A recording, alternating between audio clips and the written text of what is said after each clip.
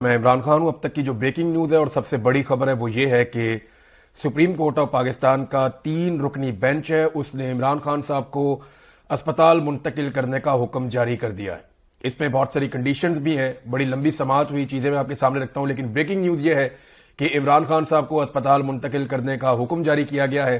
یہ 3 سال کے بعد ایسا موقع آیا کہ جب کوئی ایک چیز یا کچھ بھی معاملہ جو ہے وہ عمران خان صاحب کی فیور میں آیا سپریم کورٹ آف پاکستان سے۔ اس سے پہلے جو ان کے اوپر جعلی مقدمات بنائے گئے تھے وہ ہائی کورٹ میں ردی کی ٹوکری میں گئے تھے، لیکن آئینی ترامیم کے بعد معاملہ بہت بگڑ گیا تھا۔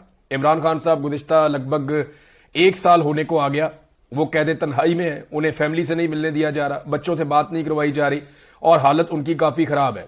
وہ آدمی جو سپر فٹ تھا، اسے قید تنہائی میں رکھ کے شدید ڈپریشن کا شکار کر کے بہت بیمار کر دیا گیا۔ عمران خان صاحب ملٹیپل دوائیاں استعمال کر رہے ہیں۔